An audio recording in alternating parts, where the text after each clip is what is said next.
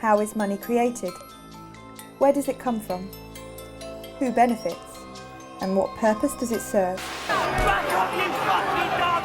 What is a money system? What is the money behind the money system? For centuries, the mechanics of the monetary system have remained hidden from the prying eyes of the populace. Yet its impact, both on a national and international level, is perhaps unsurpassed. For it is the monetary system that provides the foundations for international dominance and national control.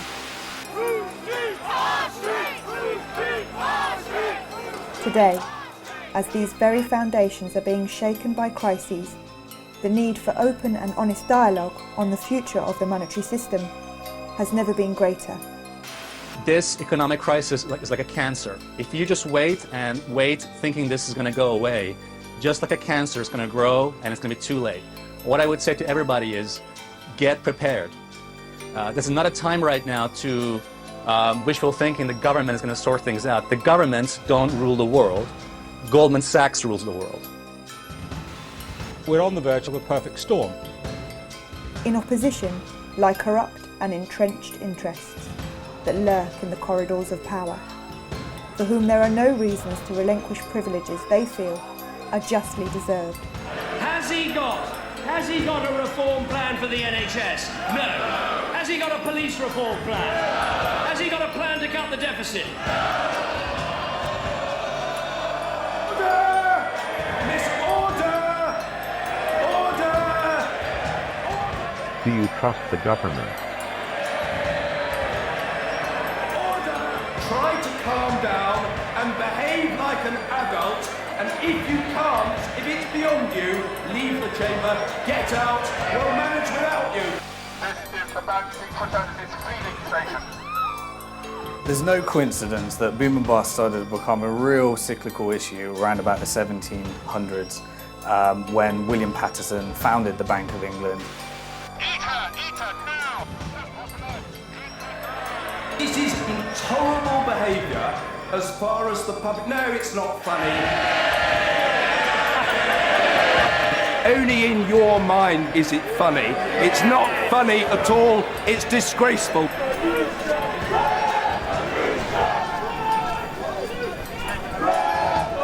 The system is inherently unstable as a result of the international power it provides to the dominant parties.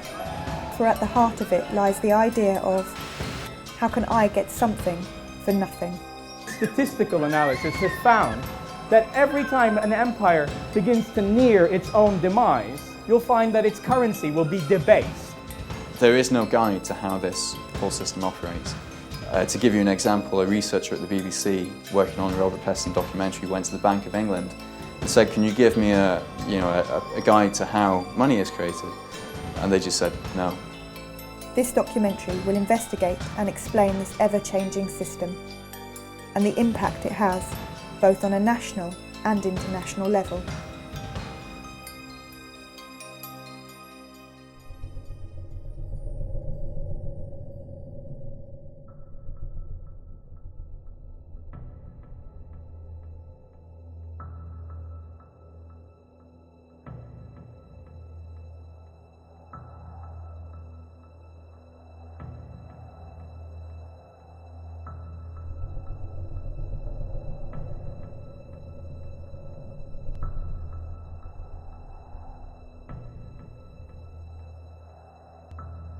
In 2010, the total UK money supply stood at £2.15 trillion. 2.6% of this total was physical cash, £53.5 billion.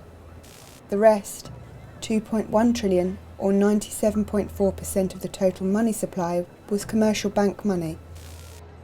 The 3% of money is created through the central bank, and that money, essentially, if you created a £10 note, you could sell that to a bank to put into their ATM, and the bank would have to repay that £10 or buy it for £10.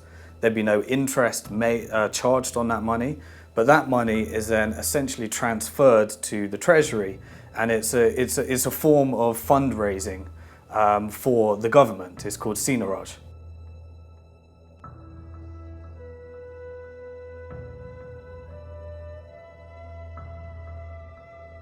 When the Bank of England creates a £10 note, it costed about 3 or 4 pence to actually print that note, and it sells it to the high street banks at face value, so at £10. And the profit, the difference between printing the note and actually selling it for £10, goes directly to the Treasury. So in effect, all the profit that we get on creating physical money, banknotes, goes to the Treasury, and it reduces how much taxes we have to pay. Over the last 10 years, that's raised about £18 billion. In 1948, notes and coins constituted 17% of the total money supply. This was one contributing factor in the government's ability to finance post-war reconstruction. This included the establishment of the NHS. In only 60 years, notes and coins have shrunk to less than 3%.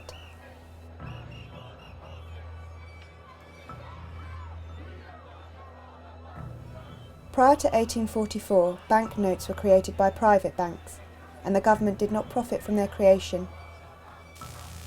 Pre-industrialisation, there was multiple forms of money coexisting, and so the kind of rise of government-sponsored fiat money is a relatively recent phenomenon. In the 1840s, there was no law to stop banks from creating their own banknotes, so they used to issue paper notes as kind of a representative of what you had in the bank account.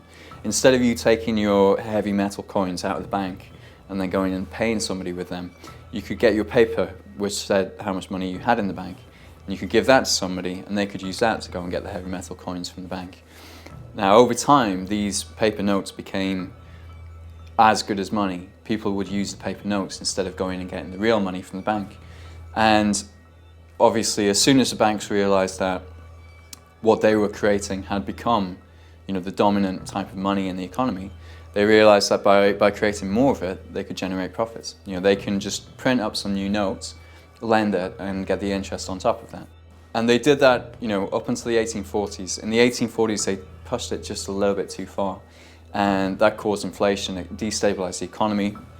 So in 1844, the Conservative government of Robert Peel actually passed a law that took the power to create money away from the commercial banks and brought it back to the state. So since then, the Bank of England has been the only organisation authorised to create paper notes. Since then, everything's gone digital, and what we now use as money is the digital numbers that commercial banks can create out of nothing. The problem was that they did not include in that legislation the deposits, the demand deposits held in banks by individuals, or electronic forms of money, which essentially what those demand deposits are today. Most of the money in circulation is electronic money, and it's bank demand deposits that sit in our account. So in a way, the legislation needs to catch up with developments in electronic money and the way that banks actually operate. Money held in bank accounts are called demand deposits. This is an accounting term the banks use when they create credit. Banks follow the same process when they create loans. All money held in bank accounts is an accounting entry.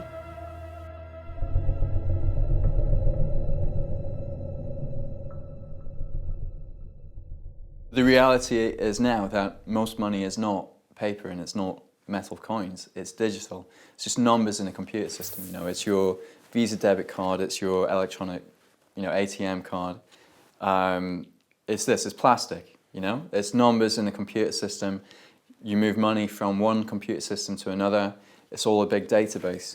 And this digital money is what we're now using to make payments with. It's what we actually use to run the economy. I think a lot of people in the UK probably think that the government or the central bank is in control of most money in circulation and issues new money into circulation, but that's not the case. It's private banks that create the vast majority of new money in circulation and also decide how it's allocated. The official terminology for this accounting entry is commercial bank money. When banks issue loans to the public, they create new commercial bank money. When a customer repays a loan, commercial bank money is destroyed. The banks keep the interest as profit. There's a lot of misconceptions about the way banks work. There was a poll done by the Cobden Centre where they asked people how they thought banks actually operated. Around 30% of the public think that when you put your money into the bank, it just stays there and it's safe. And you can understand why, because every child has a piggy bank where you keep putting money in, and then when it's a rainy day you smash it and you take that money out and you spend it.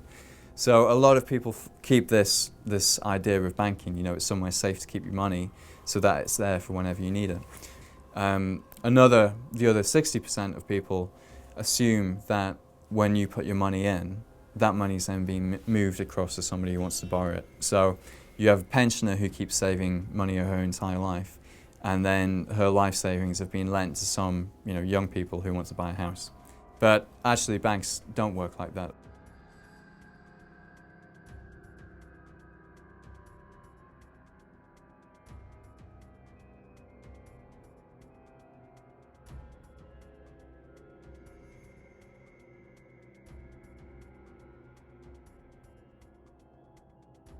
At the moment in the UK, money creation and control is largely in the hands of private banks. About 97 to 98% of money that's created is created as bank debt money, you could call it, when banks issue money into circulation as loans, essentially. This is a very poorly understood fact. It's not a conspiracy theory, it's not a crackpot theory, it's the way the Bank of England describes the process. When banks make loans, they create new money.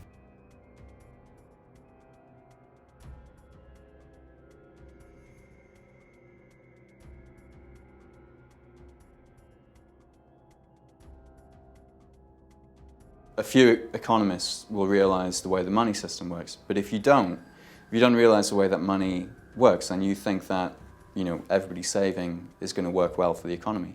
What really happens once you understand the way the money system works is that if everybody starts saving, the amount of money in the economy shrinks and we have a recession. So most economists don't have this full picture. They don't understand all elements of the system.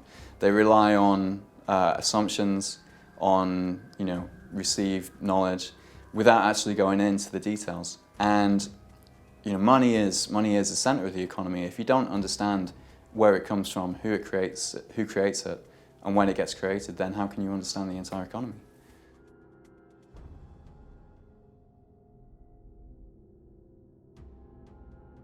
When the vast majority of money that we use now is not cash, but it's electronic money, then whoever's creating the electronic money is getting the proceeds of creating that money. And obviously, creating electronic money is much more profitable than creating cash, because you don't have any production costs at all.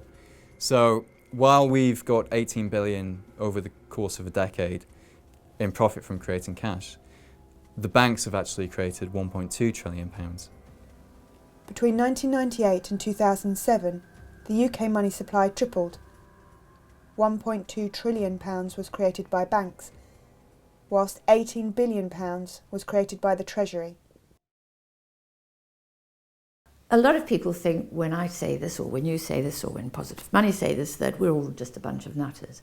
But on the 9th of March in 2009, the Governor of the Federal Reserve, Ben Bernanke, gave the first ever broadcast interview the Governor of the Central Bank of the United States of America had ever given. And the day before that, he'd bailed out AIG, which is an insurance company, not even a bank actually, to the tune of about $160 billion. So the journalist says to him, "Now, Mr. Bernanke, where did you get $160 billion to bail out AIG?" Is that tax money that the Fed is spending? It's not tax money. The banks have accounts with the Fed, much the same way that you have an account in a commercial bank. So to lend to a bank, we simply use the computer to mark up the size of the account that they have with the Fed. So it's much more akin, although not exactly the same, but it's much more akin to printing money than it is to borrowing. Banks create new money whenever they extend credit, buy existing assets, or make payments on their own account, which mostly involves expanding their assets. When a bank buys securities, such as a corporate or government bond, it adds the bond to its assets and increases the company's bank deposits by the corresponding amount. New commercial bank money enters circulation when people spend the credit that has been granted to them by banks. I found that talking on the doorstep from August last year August 2009 round to the general election, 9 months I suppose, knocking on doors, is that when you try to explain how the money system works, there's an almost inbuilt refusal of people to accept that such a bizarre situation could actually exist. No, it can't possibly. What do you mean? It can't. Banks don't create money out of thin air. That's ridiculous. They can't do that. They lend out their depositors' money. Most people have an idea of how money is. They're used to their own way of handling money. And they try and implement their own idea of how their small household economy works into the national economy. And of course it just doesn't work out. It just doesn't work out at all. By 2008, the outstanding loan portfolio of bank-created credit, also known as commercial bank money, stood at over £2 trillion. As recently as 1982, the ratio of notes and coins to bank deposits was 1 to 12. By 2010, the ratio had risen to 1 to 37.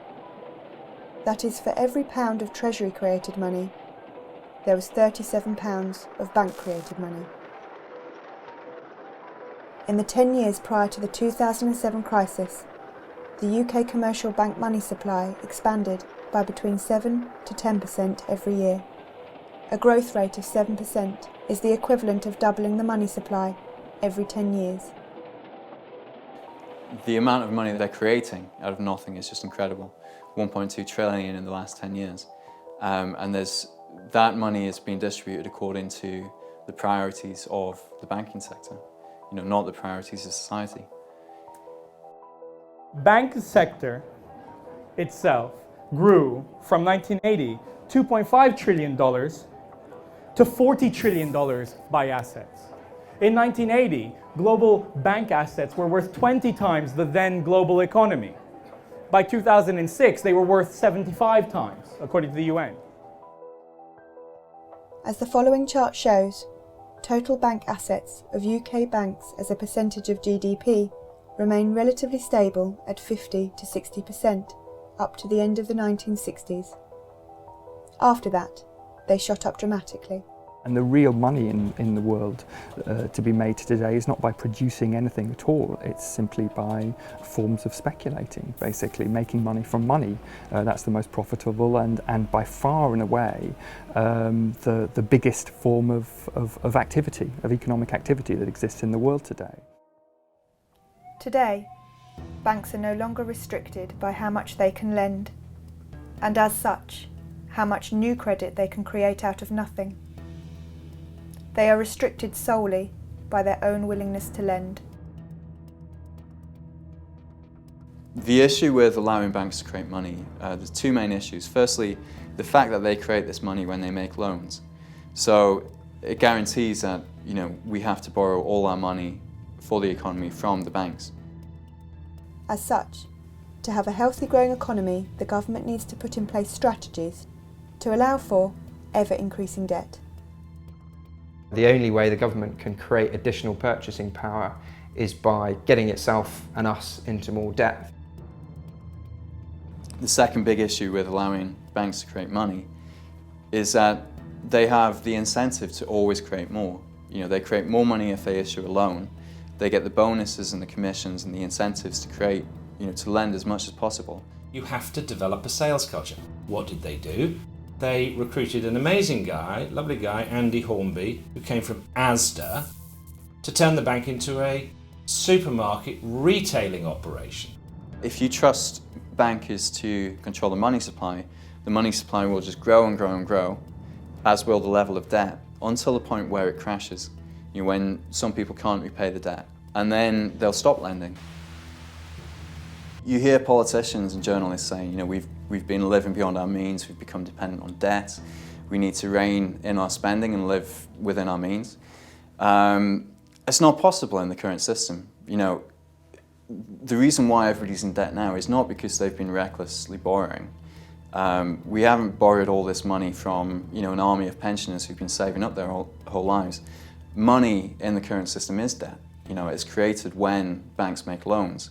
So the only way in the current system that we can have any money in the economy, the only way we can have money for business to trade, is if we've borrowed it all from the banks. And it's the very opposite of what the Tory party is arguing today, which is that you have to create savings before you can help the National Health Service. And it's because economists have completely confused those things, both in monetary policy terms, but also in economic thinking, and because most people still harbour the old-fashioned view that you need savings before you can invest, that we have the mess that we're in today. Now, one of the reasons why we find it difficult to understand the banking system and credit creation is that we leave school without any money, and we go and get a job working as an apprentice to a plumber.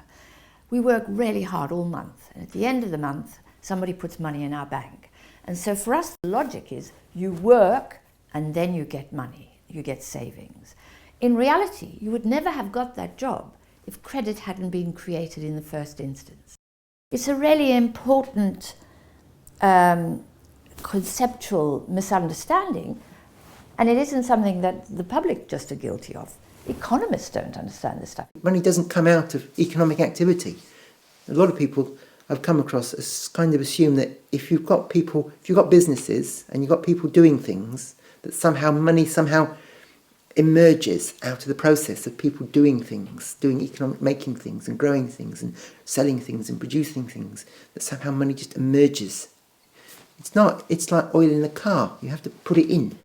When I see David Cameron talking about how we need an economy not based on debt, but we need an economy based on savings, he just doesn't know what he's saying. It's ridiculous, it's absolutely absurd, and it shows his complete lack of understanding of how our money system actually works. What he's essentially saying is that we need an economy with no money. If everyone was saving, we'd have mass disappearing of money, which is essentially what a bank write-off is. Essentially, is people defaulting on their debt, which essentially is just money disappearing. But if people weren't taking on the debt, then it's just such a joke. It's such a amateur understanding of how our economy works and how the monetary system works and how money is actually created. So I really do get a laugh out of watching what people are actually saying, and they're all just regurgitating what they've learnt off each other, and you just hear the same things, and it just makes me, it really gets on my nerves when I hear people talking about yeah, we need more regulations, we need to regulate the way banks are actually, and the bonus. It's all just one big smokescreen and working on all the symptoms of a greater disease, which is really, you need to look at the money system, the way money is created. And if we don't want any debt, then we're essentially saying we don't want any money and we want a moneyless economy with the exception of the 3% that's created debt-free. It's a paradox under the current system. If we as the public go into further debt, then that's going to put more money into the economy and we're going to have a boom. When you have a boom, it's easier to borrow, so people get into even more debt. And eventually, this cycle continues. It gets easier and easier to get into debt until some people get over-indebted and then they default. They can't repay their mortgage. That's what happened in, it happened first in subprime America. And then, that just brings through a wave of defaults which will ripple across the entire economy. The banks go insolvent, then we're into a financial crisis, and then the banks stop lending. And they were excessively lending in the boom, and then they stop lending, and then that makes the recession even worse. People lose their jobs, and then they become even more dependent on debt just to survive, basically. We have a system where we have to borrow in order to have an economy. We have to be in debt to the banks. And that guarantees, a massive profit for the banks. This is the boom-bust cycle. And I have said before, Mr. Deputy Speaker, no return to boom and bust.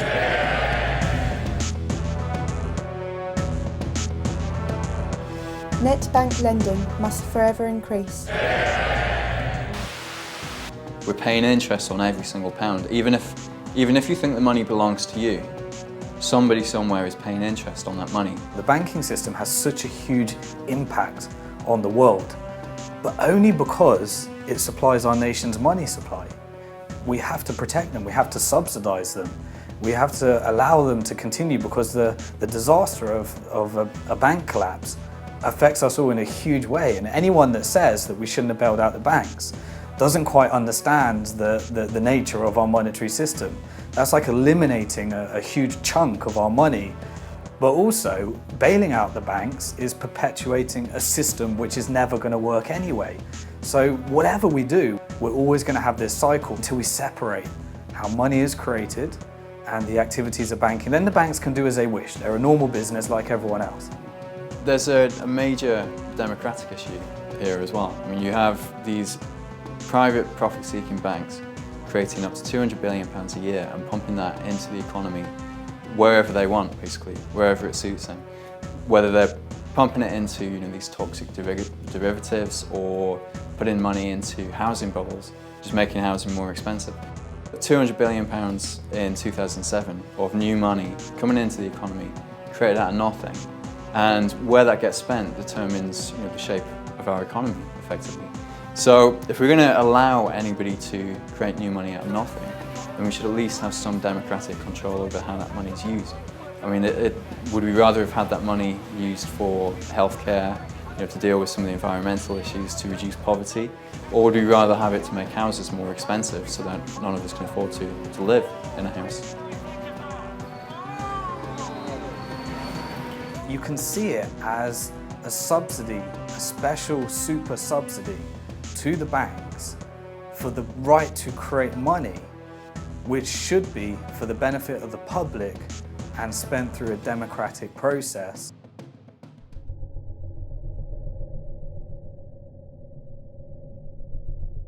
There's also another form of money, which is effectively an electronic version of cash.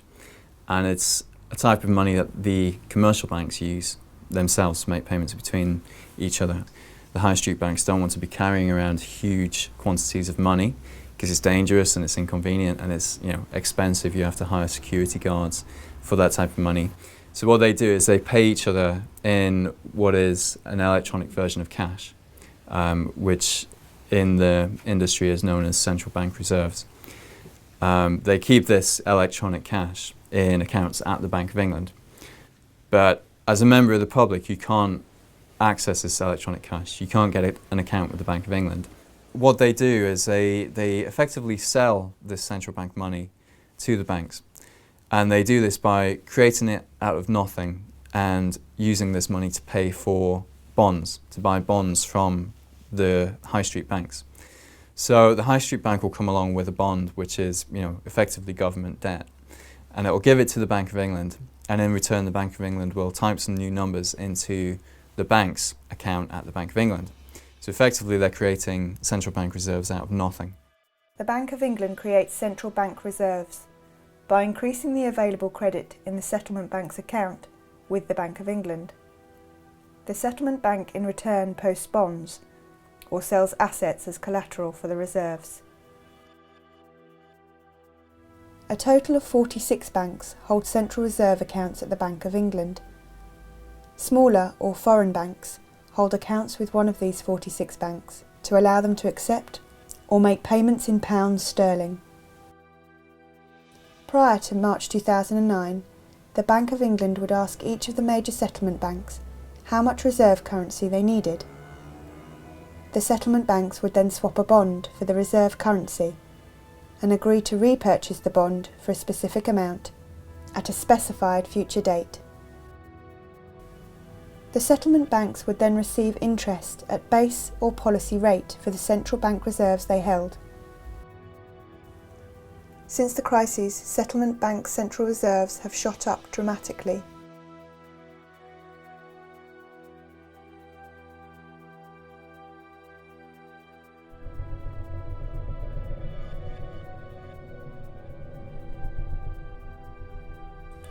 When bank customers transfer funds from their account to another person's account, a process called Intraday Clearing occurs. The amount of central reserve currency Bank A has at the Bank of England is reduced by the corresponding amount that Bank B receives. This is the importance of central reserve currency to banks. Before the credit crisis, if a bank was short of central reserves at the Bank of England to meet its obligations, then the bank would have to loan reserves from other banks with interest.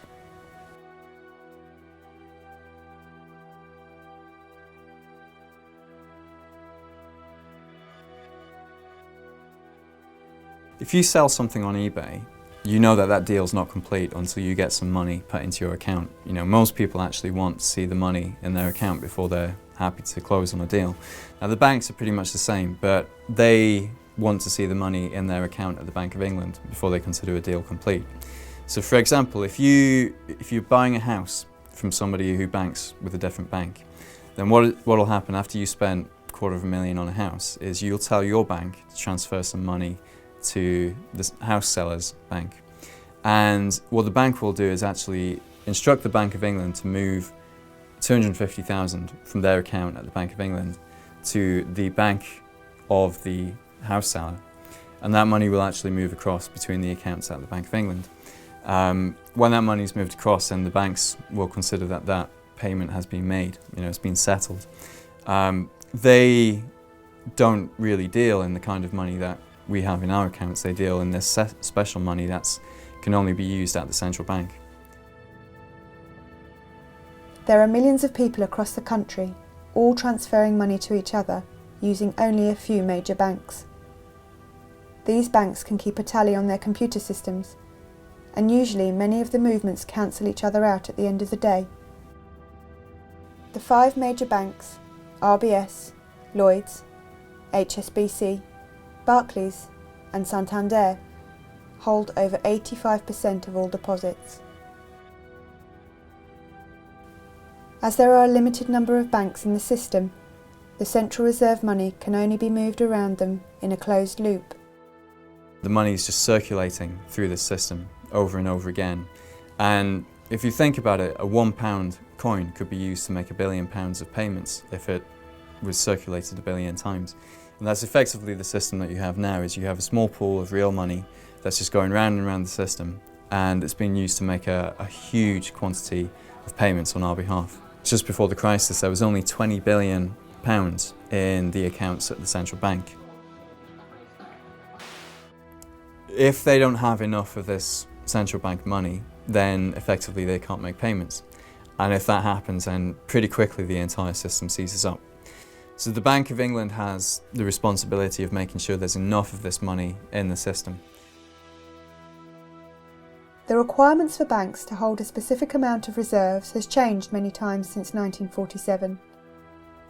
At that time, banks needed to hold a minimum ratio of 32% of reserves, cash, or treasury bonds to deposits.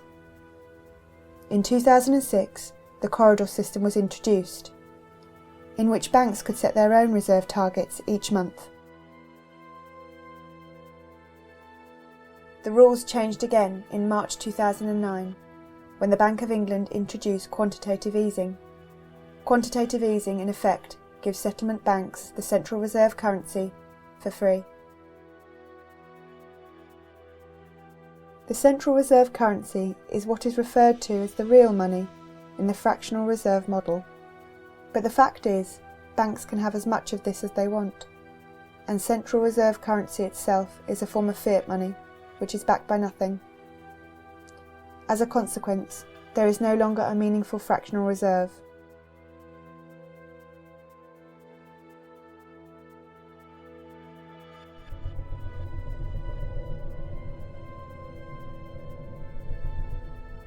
If you look over the history, the last 150 years or so, you start off with the development of a gold standard that really comes to the fore in the 1880s, 1890s, where essentially countries peg themselves to a particular defined value of gold, and then they have an agreement to fix that value, to hold that value, and to trade gold amongst themselves to make sure the balances are all there, and also to try and restrict or expand or contract activity in their own economies to make sure that the balance, that particular fixed price is maintained. That disintegrates after the First World War. I mean, this is where the whole thing breaks apart. Very major dislocation in the international monetary system at that point. Not really resolved until you get Bretton Woods agreements at the end of the Second World War, in which everything is pegged to the dollar and the dollar is pegged to the gold. So you're kind of one remove from gold backing, or saying that there is a definite, sort of solid commodity money behind the paper money and the credit money that we're all using over here. You're kind of one remove from it. After Hiroshima, Tokyo wondered when the next atom bomb would fall. They did not wonder long.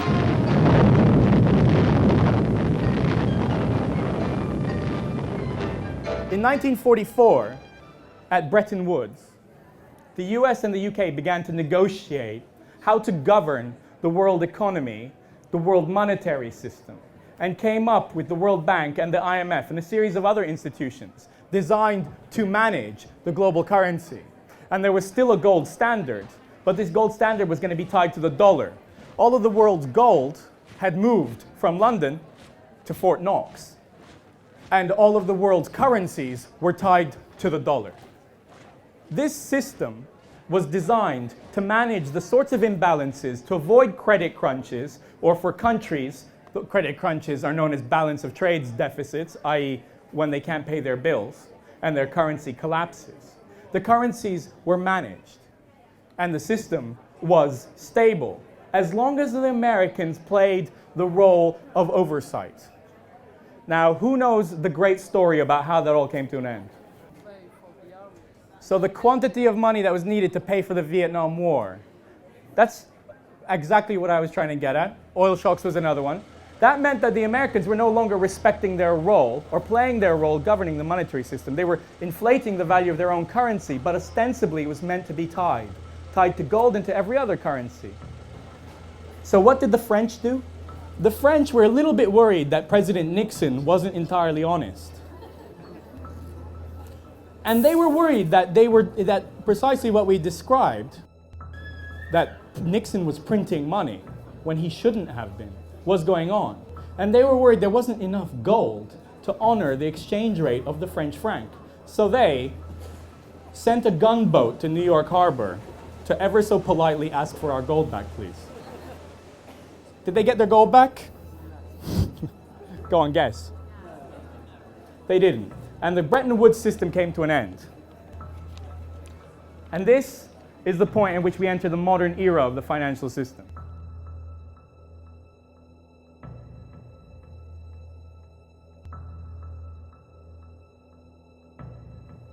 Historically, money creation was pegged to a commodity, often gold, but today it is pegged to nothing. Which means there is nothing backing our money. This piece of paper is just a piece of paper. Where does this leave us? If money is based on nothing, why do we think it has any value? Sorry? Because we can still go and exchange it. What? What? Somebody else was going to shout. Great little Latin fact. The word for credit comes from belief. Correct.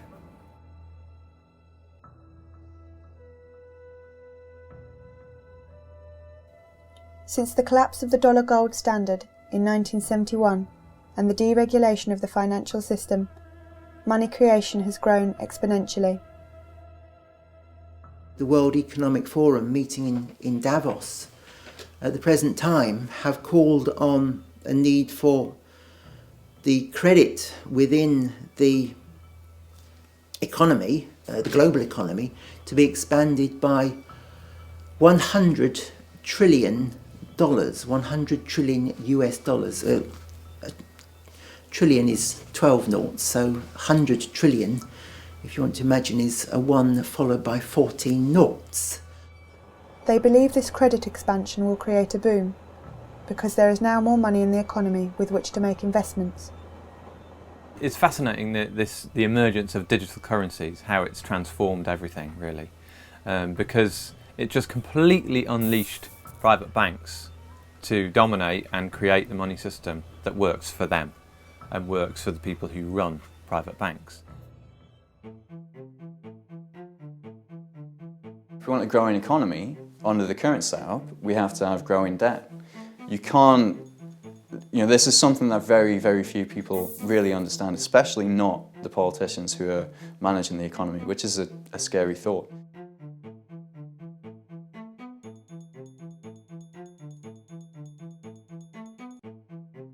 As the money supply grows, more money is available, which can be invested in productive avenues. However, it can also be used to gamble and drive up asset prices.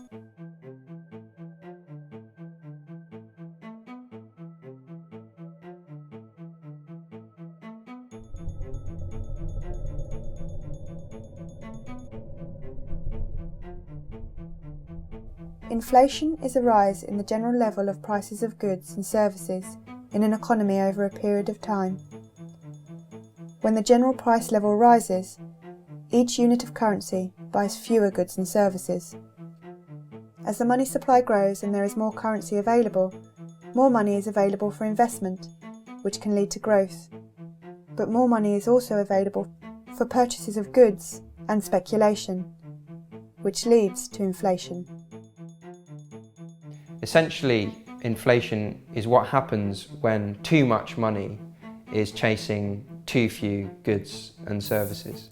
So there's too much money for the actual output of the economy. In the 7 years between 2000 and 2007, the money supply doubled, and the banks, the central bank, the Bank of England in this time, was under the impression that they had it under control because they were saying, prices aren't going up that much. Of course, they were only looking at prices in your local corner shop. They weren't looking at the price of housing, and housing is, the biggest expenditure that most people will make.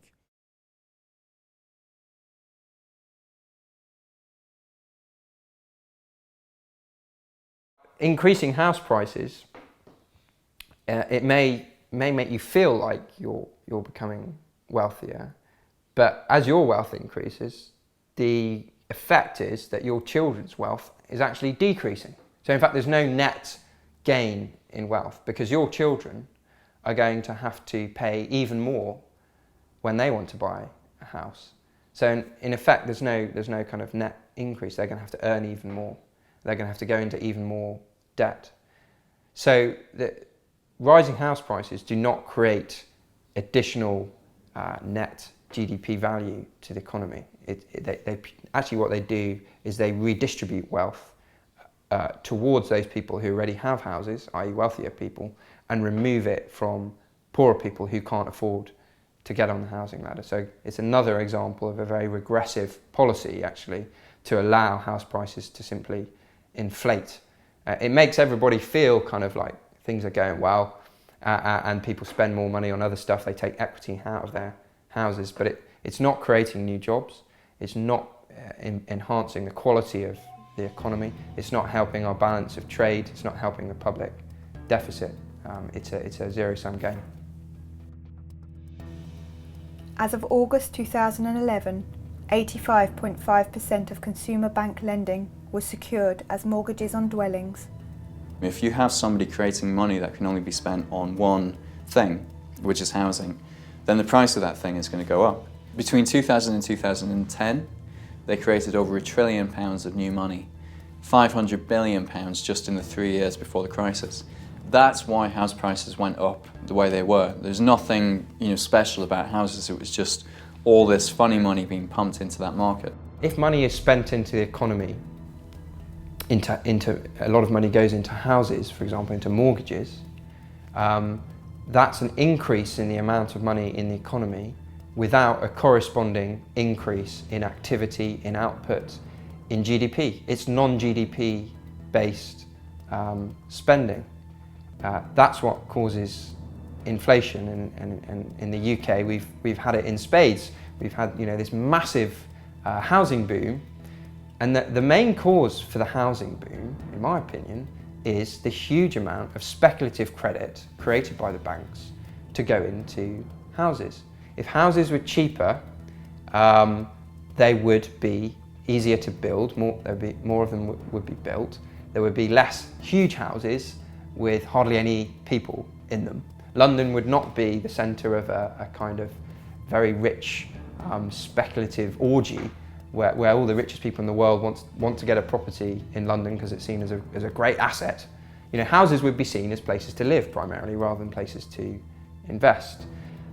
Important thing to think about is if you're a bank and you've got to make a loan, you have choices. You can give that loan to a small business, and you'll know that the risk to you of that loan failing, defaulting, is actually quite high because that small business, the owners of that business, have limited liability, which means if the business goes bust, you as a bank are getting nothing back, essentially.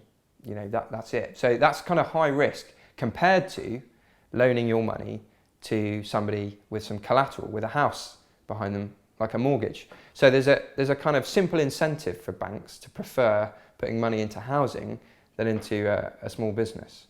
Now that's a real problem if you widen that out across a whole economy, because it means there's an incentive, to put money into speculative rather than productive investment. So again, we have to think about how we create a monetary system that is more balanced between those two kinds of speculative and productive investment. The government showing very little, enormous reluctance to regulate the housing market and to, again, regulate the amount of money that banks put into houses. We don't decide who creates credit for what.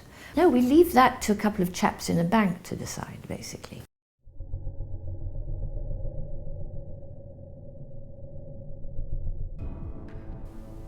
A bubble occurs when there is very high inflation in the price of a specific good or service over a short period of time.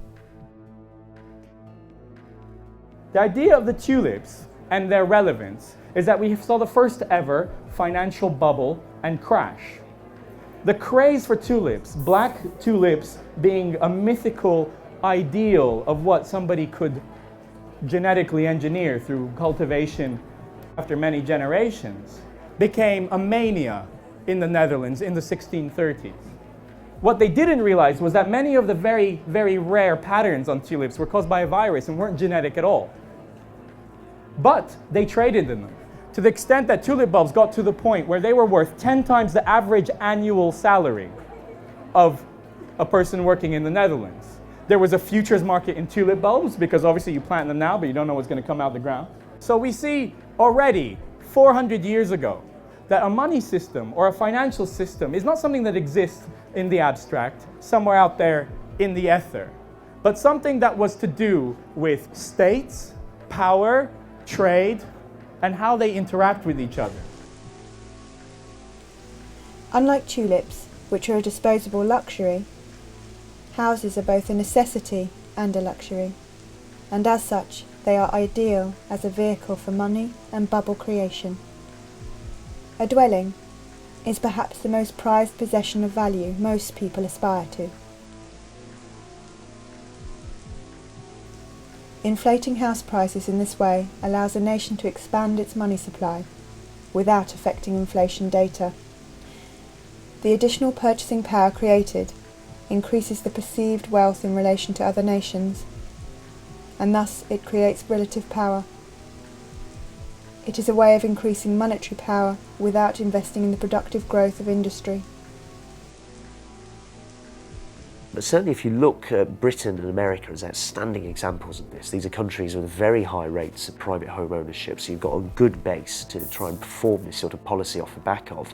I think it was quite deliberate in the case of the US, almost explicit. It was Alan Greenspan, as head of the Federal Reserve, when confronted by a stock market crash at the end of the 1990s, quite deliberately slashed interest rates to almost zero. Everyone can borrow very, very cheaply. In particular, it's very easy to borrow against a house because this is an asset and it's potentially something that a bank can say, well, okay, we're not just lending you money unsecured, you actually do have a house, and that's great because we can repossess it. They won't tell you this when you take the mortgage, but they can do this. And that bubble is then what fuels expansion, such as it is inside the US and inside the UK, where something similar takes place for the next decade or so. I think it's also a reflection of an underlying weakness of these governments, that they simply lack the will and possibly the ability, but I think it more comes down to a will to challenge financial markets, to challenge big capital and say, we're going to do something different now, and you're going to have to go along with it because we've been democratically elected and you lot frankly haven't, and we have a mandate to do this and we're going to make this happen. Just remember, it's all part of the plan. What are you yapping about? You voted for it. In Holland, or in the Netherlands, what we had over a period of trying to get independence initially from Spain and trying to raise money to get an army to free themselves was financial innovation. They innovated public lotteries to get money together. They had public subscription. This was the idea that led to the idea of public shares, a piece of the action that anybody could invest in. That meant that something like 2/3 of the population was investing in tulip bulbs by the 1630s. After independence, these instruments were applied to financing expansion.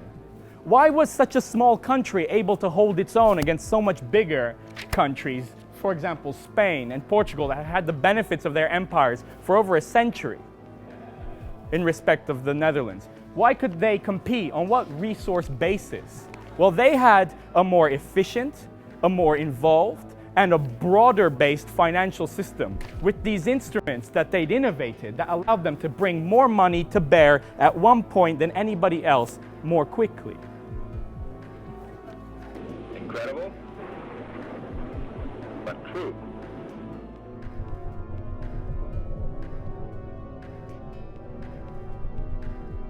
Now, inflation can be avoided if the amount of money that goes into the economy is regulated in a way that it doesn't exceed the actual activity that's happening in the economy. Now, the best way to do that, in my opinion, is to make sure that money is issued into the economy only for productive investment, for productive goods and services. So money goes in to help a small business start up, which creates jobs, which creates additional purchasing power, which means there's no inflation.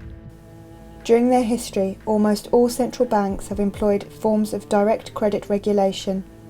The central bank would determine desired nominal GDP growth, then calculate the necessary amount of credit creation to achieve this, and then allocate this credit creation both across the various banks and type of banks and across industrial sectors. Unproductive credit was suppressed. Thus, it was difficult or impossible to obtain bank credit for large-scale, purely speculative transactions, such as today's large-scale bank funding to hedge funds. The World Bank recognised in a 1993 study that this mechanism of intervention in credit allocation was at the core of the East Asian economic miracle. There's all sorts of things that governments have done in the past, very successfully in a number of cases, and often not unsuccessfully in this country, but the examples that spring to mind, like South Korea, Japan, often in East Asia, where governments have been quite targeted about how they're going to rebalance the economy and picking sectors and deciding where the investment should take place. I think that has to start happening in the UK because we're in a demand-side recession rather than looking at a crisis of supply. You have to have a system where credit is put into productive avenues, where credit is put into building high-speed rail links, where credit is put into building houses rather than giving people money to inflate the price of houses. So it's quite simple, really, in that way. The current system is simply set up not to do that, basically. The creation of money by private banks for non-productive usage causes real inflation, and as such it is a tax on the purchasing power of the medium of exchange.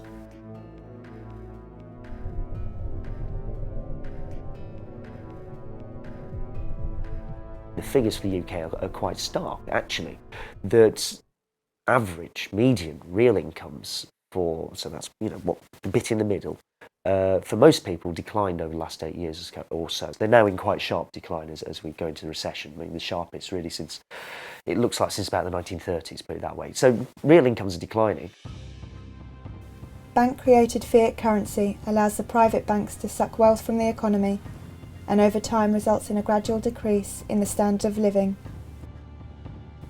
As people become poorer, they become even more dependent on debt. And this at a time when efficiency and machination have improved dramatically.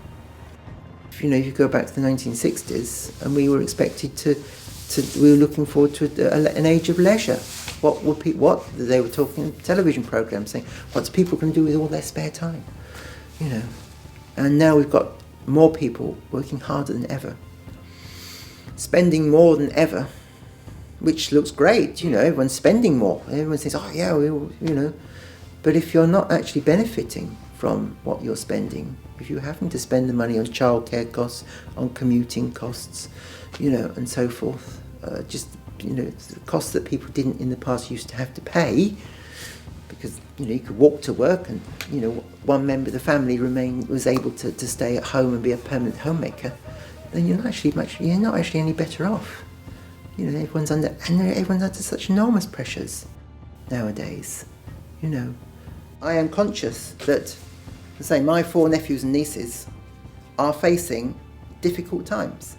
Just going to find themselves having to work, you know, very hard just to keep a roof over them, just to get a roof over them, just to keep a roof over their head. People are getting poorer in real terms. It's because prices are always going up, because all this new funny money is being pumped into the system by the banks, and they're creating it all as debt.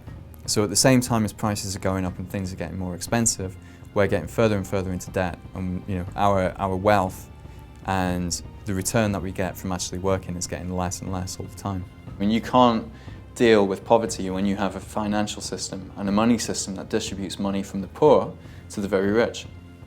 Any distribution that you try and do in the opposite direction is, you know, it's effectively pissing in the wind. If you look at issues like, you know, increasing inequality, one obvious way to tackle inequality is to have, say, for example, a redistributive tax system. You know, you tax the rich, you give some money to the poor, you move a bit of money down the scale. That's all very well, but if you completely overlook the fact that there's another redistributive system which is taking money from the poor and giving it to the rich, then you're not really going to tackle this inequality. And the way a debt-based money system works, it guarantees that for every pound of money, there's going to be a pound of debt. Now that debt is typically going to end up with, you know, the poor, the sort of lower middle classes. Those people end up with the debt and they end up paying interest on that money, which then goes back to the banking sector and gets distributed to the people working in the city or in Wall Street. And what this system does overall is it distributes money from the poor to the rich, essentially. Distributes money from, you know, the poorer regions of the UK back to the City of London. And it also distributes money from all the small businesses, you know, all the little factories around the UK, and distributes that money back into the financial sector. We have a system whereby the activity of actually supplying occurs under the very same roof as the same organisation that's responsible for profiting from putting together borrowers and lenders, i.e. a bank. So a bank creates our nation's money supply as well as making loans for profit. The government cannot allow the banking system to fail, because if it did, over 97% of all money would disappear. This is why in the event of a crisis, the risk is transferred to the taxpayer. But even during normal times, banks receive numerous guarantees and benefits beyond the right to create money.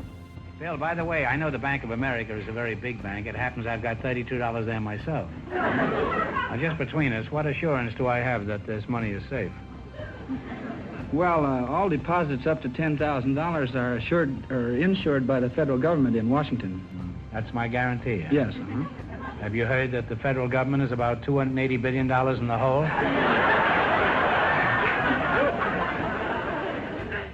Banks receive large safety nets from the government.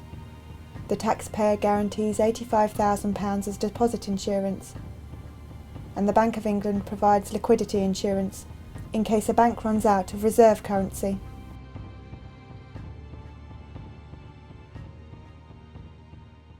Someone wrote that a big investment bank is like a giant vampire squid, wrapped around the face of humanity, hypnotizing politicians who throw money at the banks, no strings attached, no matter what damage is done, trashing the planet, forcing cuts to things that make life better. Goodbye schools, goodbye playgrounds, goodbye jobs. The bankers that we bailed out then gave themselves bonuses that were bigger than the first wave of public spending cuts. Britain alone gave the banks more money than it cost to put a man on the moon, 6 times over. Where did our money go? Who let the banks get away with it? Why? Can vampire squids ever be useful? No government yet is brave enough to tame them. Perhaps they need a plan.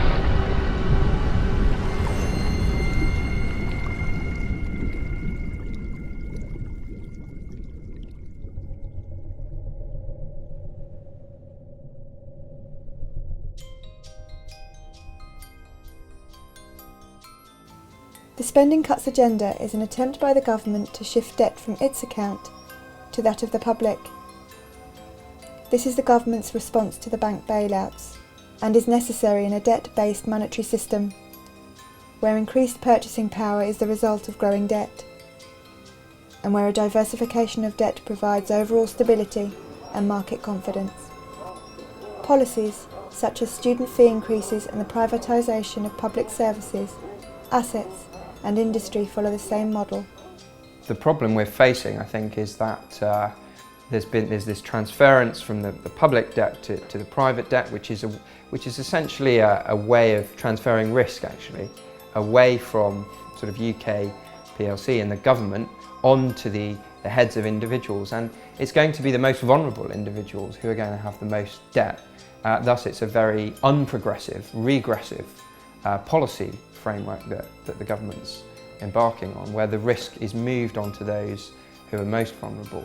And if there is another financial shock, if there's an oil shock, for example, the people who will pay the penalty are the poorest people in society. Or homeowners, for example, who will fall into negative equity if interest rates go up even 1 or 2%, there'll be really big problems. So I don't think it's a sensible way forward at the moment at all, and it's regressive, and it's certainly not fair in the terms that the government's talking about, and it's certainly not a case of we're in this together. As more of a country's resources and industries are privatised, the private sector takes on more debt. As a result, more money is created, and there is a boom. Some private equity companies have taken this theory to the extreme, engaging in a practice known as a leveraged buyout, where a company is purchased at an often inflated price, and the purchase price is transferred to the business as a debt. The company becomes responsible for the funding of its own purchase. These debts are often so great that the company needs to reduce staff, salaries, and research activities. When you have to factor interest as a business, if you have to factor interest repayment into your goods and services, then you have to charge a perpetually higher price as you take on more and more debt. An increase in the diversification of debt results in an increase in the money supply. When the money supply increases, more money is available for productive activities and consumption, which is the condition for a boom. It's questionable whether we're going to get out of this recession or whether we'll just keep ticking along the way that we are now. However, if we do, then when we come out of this recession, when growth starts again, look at what happens to debt. It will rise and it will keep rising, and the faster the economy is growing, the faster the debt will rise.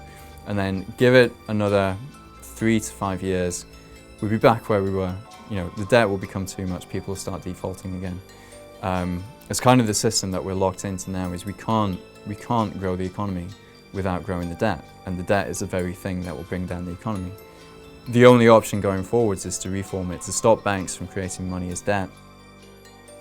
By fixing the monetary system, we can prevent the banks from ever causing another financial crisis. And we can also make the current public service cuts and the tax rises and the increase in national debt unnecessary. The current monetary system allows the banking sector to extract wealth from the economy, whilst providing nothing productive in return.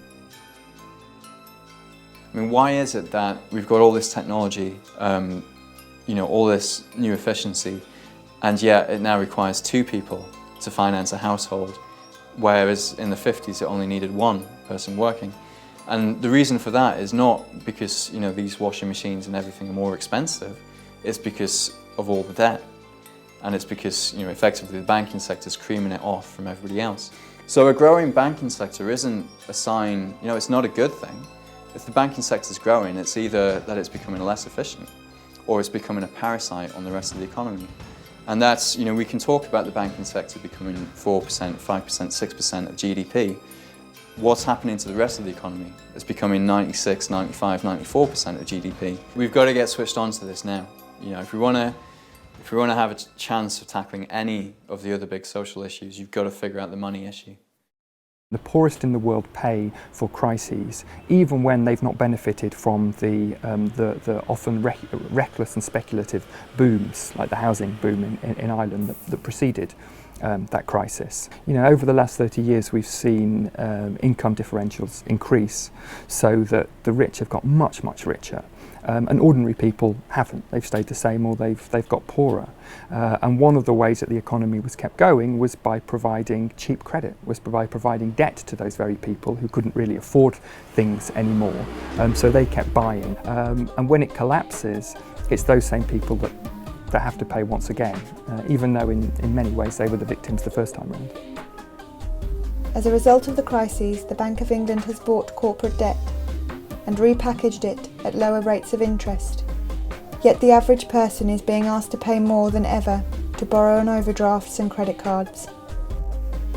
Debts between the very wealthy or between governments can always be renegotiated and always have been throughout world history. They're not anything set in stone. It's generally speaking when you have debts owed by the poor to the rich that suddenly debts become a sacred obligation, more important than anything else. The idea of renegotiating them becomes unthinkable. Can you pin down exactly what would keep investors happy, make them feel more confident? That's a tough one. Personally, it doesn't matter. I'm a trader. I don't really care about that kind of stuff. Where are you going anyway? If I see an opportunity to make money, I go with that. So, for most traders, we don't really care that much how they're going to fix the economy, how they're going to fix the whole situation. Our job is to make money from it. And personally, I've been dreaming of this moment for 3 years. If you know what to do, you can make a lot of money from this. I had a confession, which is I go to bed every night, I dream of another recession. I dream of another moment like this. I dream of another recession. I dream of another moment like this. You can make a lot of money from this. Bruno, Virginia hurt somebody real bad. You ought to hate her. The way in which you can look across Europe now and see that the new Prime Minister of Greece, not elected, essentially imposed, Papademos, former employee of Goldman Sachs, the new Prime Minister and Finance Minister of Italy, Mario Monti, former employee of Goldman Sachs, the new President of the European Central Bank, former employee of Goldman Sachs. It's quite, you kind of see these people popping up absolutely everywhere. That's the way to change what we have. Take all power and all freedoms away from the people and collect everything into the hands of one small group with absolute power. From the people, without the people, against the people. What's been interesting out of all this, I suppose, is the question of democracy that's been opened up very starkly in Europe, that you have a government of bankers essentially imposed on you. It's bankers who more or less got us into this mess, to put it rather crudely, but that's a good first approximation to it. And then you say, okay, bankers are the people who are therefore going to get us out of it, and incidentally they're going to run your country now. There's a serious question of democracy that's opened up here. By the way, the banking crisis drove more than 100 million people back into poverty. The mortality statistics of people who go into poverty rise hugely for a whole range of reasons. So the banking crisis isn't just about becoming poorer, it was about killing people as well. And guess what? We haven't really got to the bottom of it. We never held anybody to account, and we haven't done the radical reforming job that we really needed to do, because we mistakenly thought if we destabilise the position any further, it'll make matters worse. And guess who took the decisions? All the people who were there in the first place. I think you ought to know that the business of one of these businessmen is murder.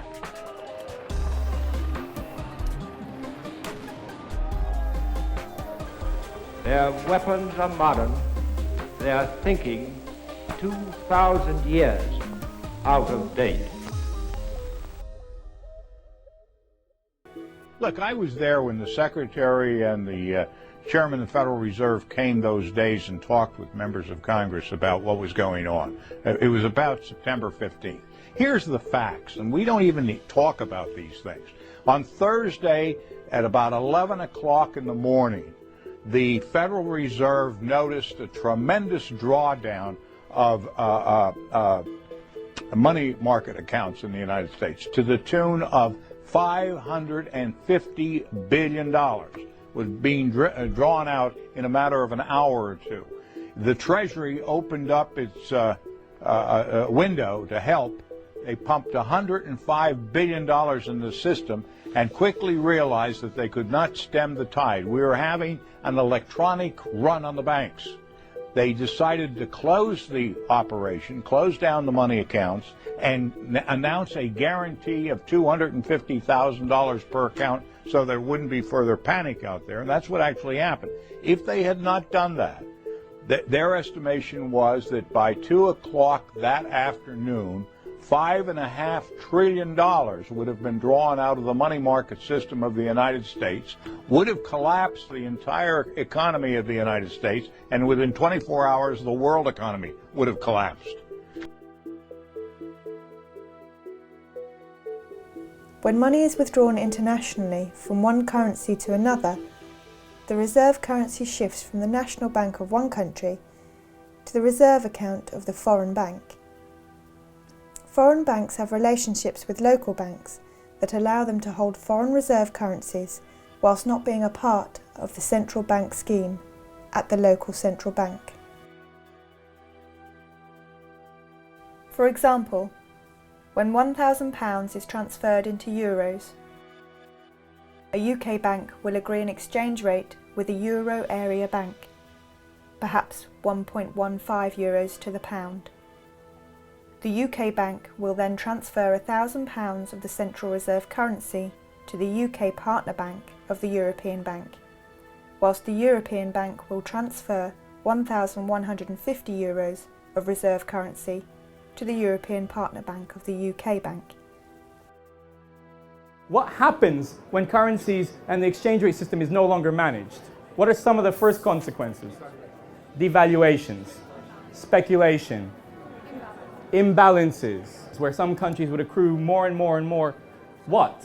What would they accrue? Other currencies. Other currencies. The reserve currency needs to be spent in the country of origin, or exchanged into other currencies. Most foreign banks do not have deposit-taking accounts outside of their national borders, and as such, the foreign reserves they hold do not come back to them in the form of deposits. When a country accumulates trade imbalances, it either accumulates foreign reserve currencies, in the case of surplus, or spends its own reserves, in the case of negative trade balances. Balance of trade is basically the difference between what you're selling abroad and what you're buying from abroad. Now, the feature on the UK is that for a very long period of time, it's had a deficit on something called the visible balance of trade, which is trade in things, well, things that you can see. So that is goods that you'd recognise, stuff you can put in containers, it's cars, computers, things that you'd see in a shop. That's been in substantial deficit for, I think it opened up it did open up in the early 1980s. And essentially it hasn't gone away since, and if anything has got wider and wider. Foreign exchange reserves cannot be directly used for domestic spending. The money can only be spent abroad or on imports. A country with a large balance of trade deficit relies on its creditors to spend the imbalances accrued in its own market. I mean, there have been proposals in the past to try and create a mechanism for those imbalances to match up. So Keynes, for instance, John Maynard Keynes, at the end of the Second World War, his original proposal for what became Bretton Woods and the set of institutions set up there, like the IMF and the World Bank, was that there would be a kind of international clearing union. This is particularly relating to the trade side rather than the sort of the financial side directly. But the principle was that, you know, once trade balances had opened up, everybody would bank through an international clearing bank, and that would kind of force everyone to eventually reconcile the imbalances that appeared in the real economy. But no such mechanism exists. The accumulated net trade imbalance for the UK is around £800 billion.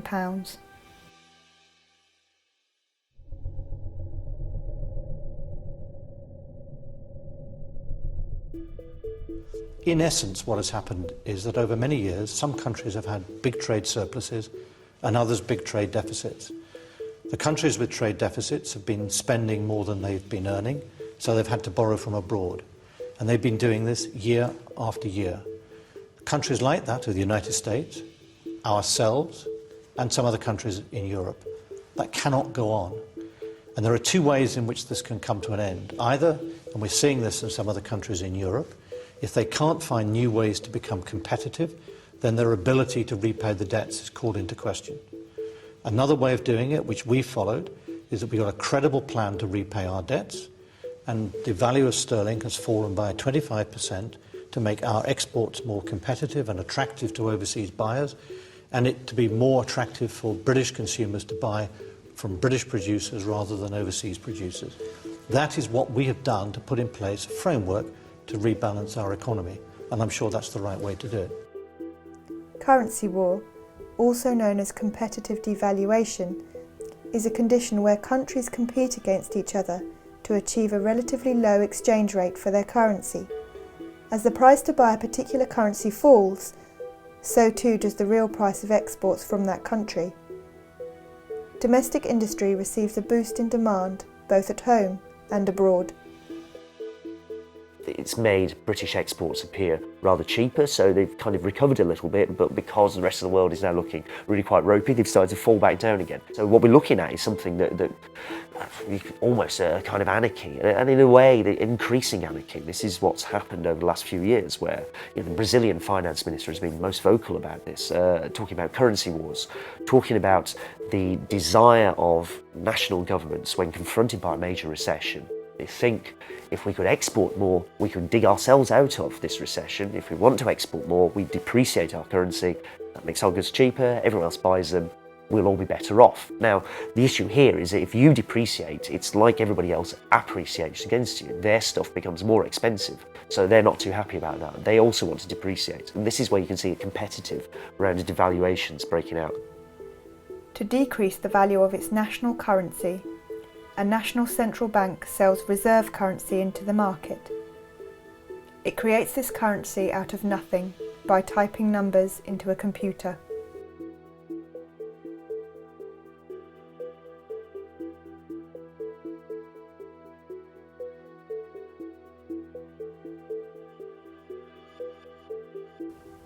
During the long phase of commodity money, the exchange rate would depend on the amount of gold, silver, or copper contained in the coins of each country.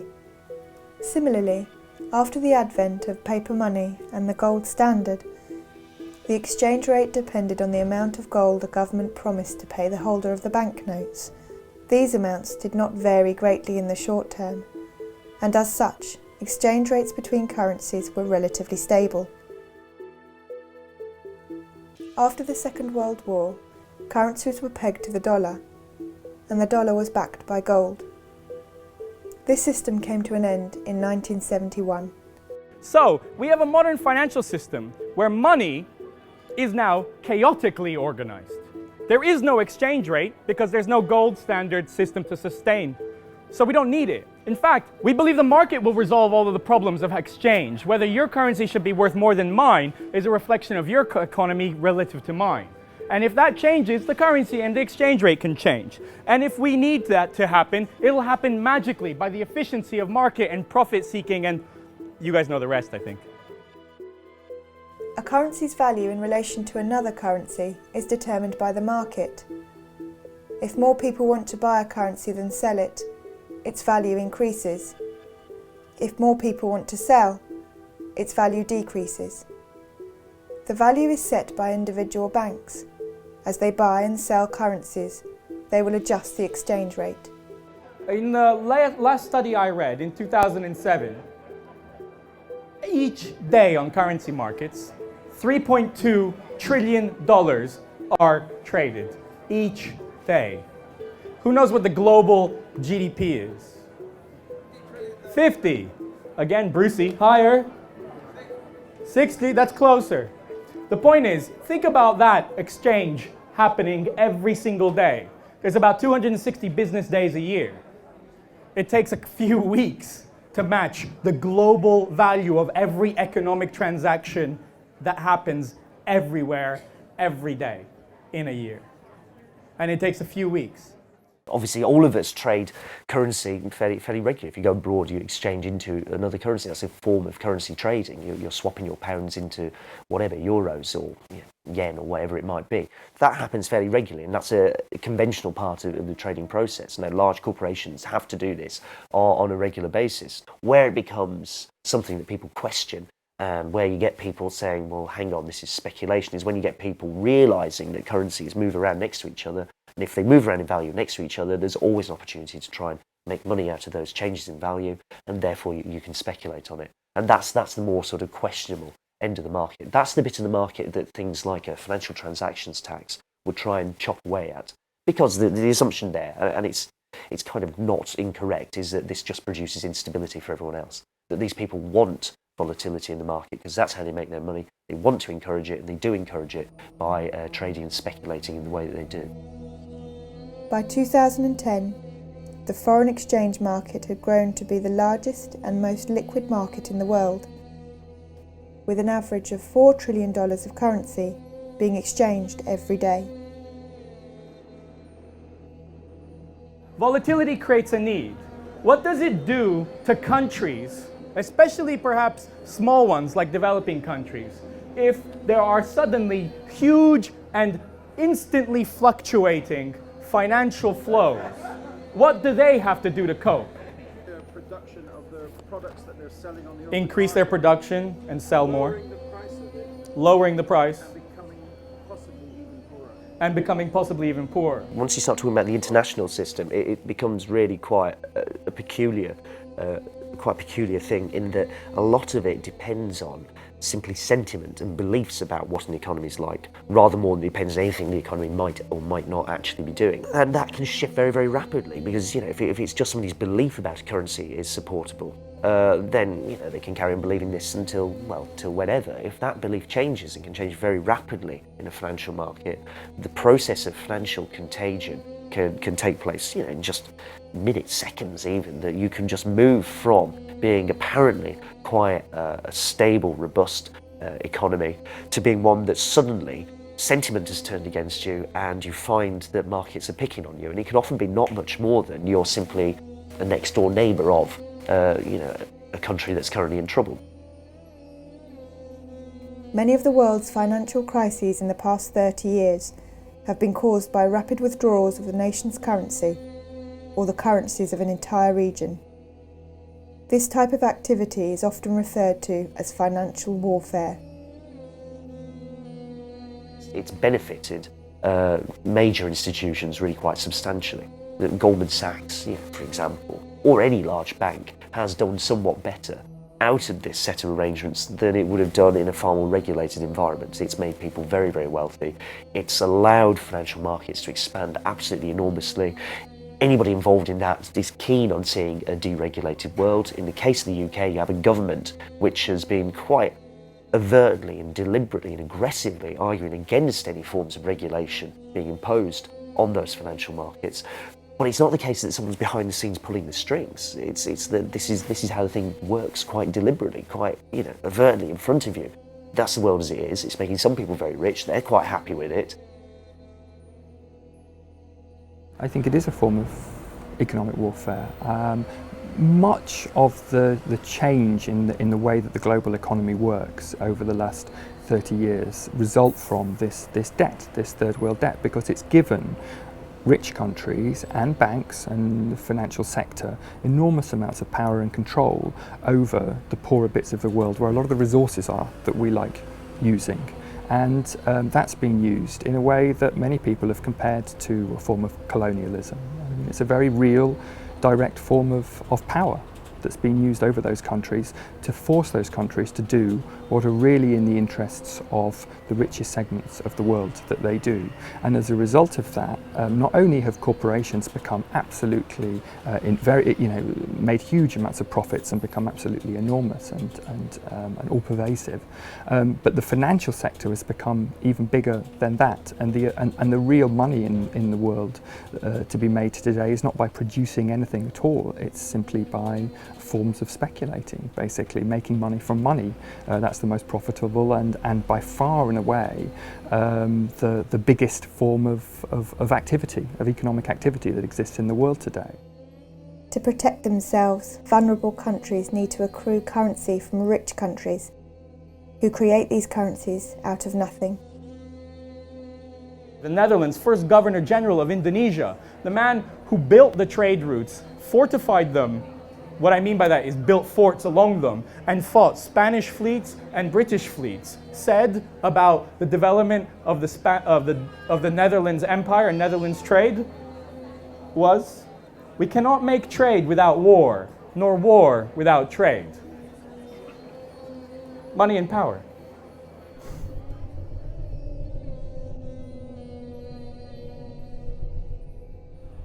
So reserves have become the way in which you can insure yourself against what? Speculation. You said speculation. Speculative attack.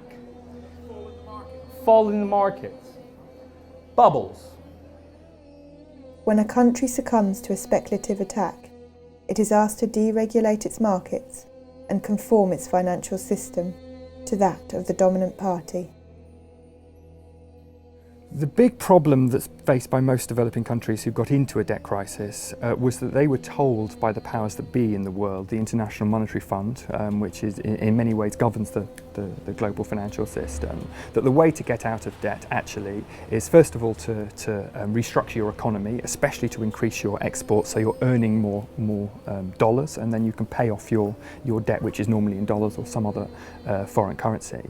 Unfortunately, time and time again that was proved to not be the case at all. Actually, countries cut back their public spending to the bone, so they stopped growing, they stopped having any potential for growth, and what they did produce was aimed at the export market, was aimed at creating dollars and so on. So they were paying off their debts, but they weren't developing their own economy at all. They were paying far more in debt repayments than they were spending on health or education or anything else, and their debts just kept getting bigger and bigger and bigger. The country becomes a vassal state, allowing large corporations to exploit its natural resources and workforce.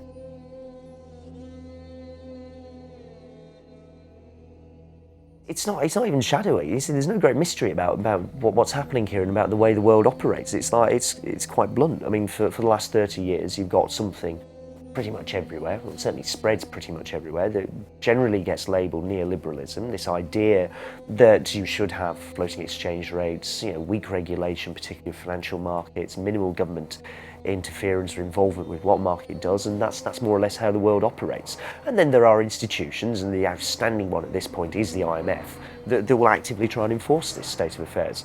So it's not greatly shadowy, if you see what I mean, that there are people behind the scenes somewhere trying to manipulate stuff. It's actually, this is quite overt. This is happening, and this is how, for my entire adult life, actually, is what it starts to look like. This is how the world is operated, and it's made some people very, very wealthy. It's produced enormous concentrations of wealth.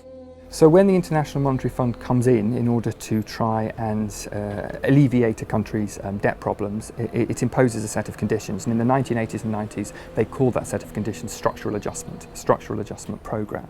And it tends to take very similar forms wherever it happens. And indeed, we can see structural adjustment programs, in essence, happening today in countries like Greece and Portugal and Ireland, where countries are instructed to decrease the amount that they spend on the public sector. They are instructed to liberalise their trade market and liberalise their capital market, so money can much more easily come in and out of their economy. And the idea is that this will encourage investment to come in from richer parts of the world, and that all of their problems will be solved from this investment. And in actual fact, this has proved time and time again to be completely without foundation. In actual fact, what happens is it destroys fledgling industries and capacities in these developing countries, and developing countries become completely dependent on goods and services from developed countries, and also from capital from developed countries. One of the things the International Monetary Fund is very keen on is telling countries to lower the taxes that should be paid by multinational corporations when they come and operate in a country, because then you'll encourage more multinational corporations to come in. Of course, what it also means is the profits that are made by those multinational corporations leave the country just as quickly, and the country itself doesn't benefit. And today you have many developing countries which have got almost no tax base. They've not developed a tax base at all, and so they're even more dependent on international capital markets, on the money markets, on creating debt. And that's why you have so many countries in the world that have really been robbed of their sovereignty. It's very difficult to see how democratic societies can evolve or function when actually a government is more dependent on the diktats of the International Monetary Fund and the money markets than it is on their own people.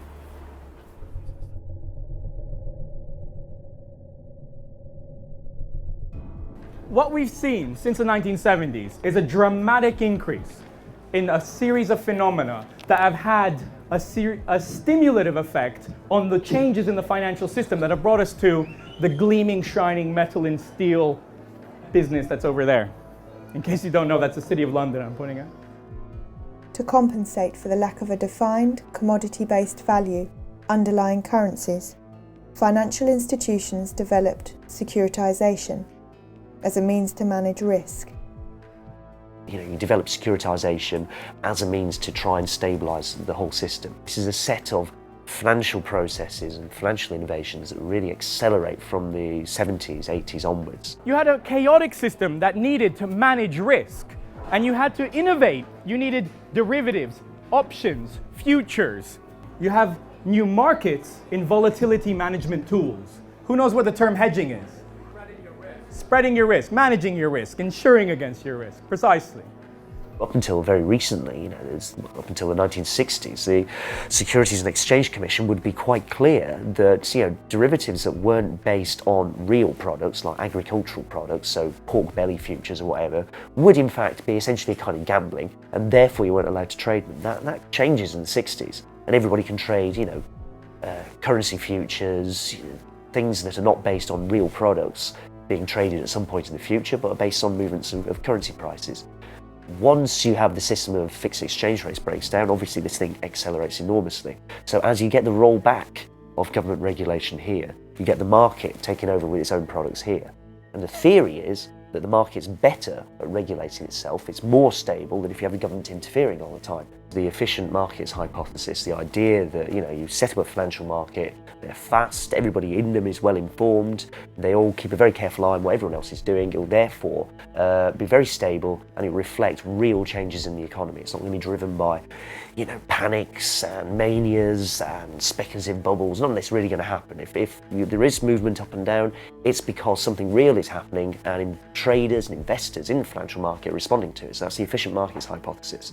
The practice And I think what you see in 2008 is a kind of end of that process. The appearance of a crisis so major, the belief that it will simply be self-stabilising and self-regulating really can't carry on. I mean, the practice carries on anyway, but you can't really argue in the same way that you used to, that it's good or it's necessary or this is okay for the world. In the last decade, we had a new innovation, something called the credit default swap, a way of buying insurance against the company you've invested in going bust. And in 2002, they were worth in total less than $1 trillion. In 2007, they were worth $60 trillion. That's 5 years. Everybody's suddenly sitting there and thinking, oh, these CDOs we've made don't in fact provide the kind of stability that we thought. The maths that's inside of them is complete nonsense, it turns out. There's far more risk attached to trying to securitise risk and securitise debt in the way that we have done this than we thought, and we think these things are now worthless. The attempt to get more and more complex ways of regulating and shaping a financial market and trying to make a quick buck out of it as well actually helped produce the opposite effect to what its kind of apologists said, which is that it led to a spectacular crash. What we saw as a result of this very different situation was one phenomenon above all, one sector above all grew, and that was the financial sector. While the financial sector benefits enormously from the current monetary system, the system is neither stable nor fair. The assumption in what the Bank of England does right now is that the cash that we hold is backed up by government debt. The government can back up its promises by the fact that it can tax the public. So what they're implying is that cash is backed up by government debt when government debt is backed up by the ability of government to get cash from the public. Time and time again over the last 30 years, we've seen private debts being transformed into public debts, and ultimately the price of that debt is paid by the public in the debtor country. This is why spending cuts are necessary. The system is designed to make certain people very rich at the expense of a nation's citizens and taxpayers. The system lowers the standard of living of the majority and distributes this wealth among the privileged. So what we're left with is a financial system since the early 70s that has no fixed exchange rates, that suddenly has increasingly open financial borders, that has central banks having to manage without having any control because there's nothing here where the gold used to be. Chaotically, they have to ease quantitatively. They have to lend as a lender of last resort. Throughout history, monetary systems were designed to give the dominant international power an advantage, and this power is fiercely defended and expanded on.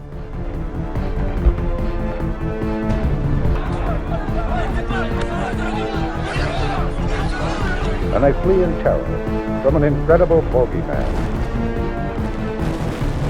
An American flag is burned at the height of the demonstration. Both President Johnson and Francisco Franco were vilified. A new low in public protest added strain on Spanish-American relations. Order in the court! Order in the court! I want Americans and all the world to know. Come on, fire! I want Americans and all the world to know. America has no regard for conventions of war or rules of morality. Fire!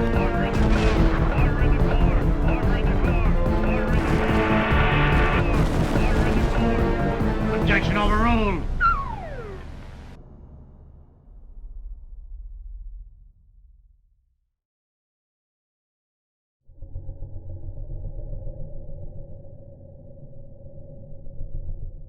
What I would like to see is a new kind of currency that is backed by something that is scarce and that we really need and we really value, something like energy or renewable energy, for example. So a sort of kilowatt-hour backed currency would be very interesting to me.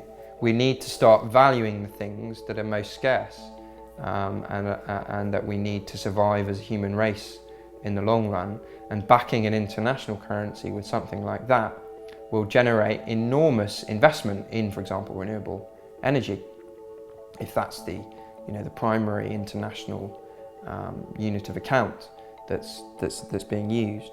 Another option is a basket of currencies. So you mix up the value of different currencies to create a very solid currency that people have confidence in. Perhaps even better would be a basket of commodities with which to back up international currencies. Now, if it was possible, internationally, some way or another, to get all these competing and increasingly competing national economies together and say, we're all going to sit down and write out an agreement, somewhat like the Bretton Woods Agreement, which will allow for, unlike Bretton Woods, allow for some currencies to be pegged against different baskets of goods that are more appropriate to their national economies. And you can sort of arrange this. If you could arrange that to happen, then that would be nice, and you can see how that would start to create a kind of order in the international macroeconomy, which is otherwise lacking. The real difficulty there is just political. It's like, who on earth is going to do this? Who is the force that's going to kind of make this thing happen? Creating a monetary system which is both fair and stable is possible and can be achieved. What are international organisations for, if not for such a purpose?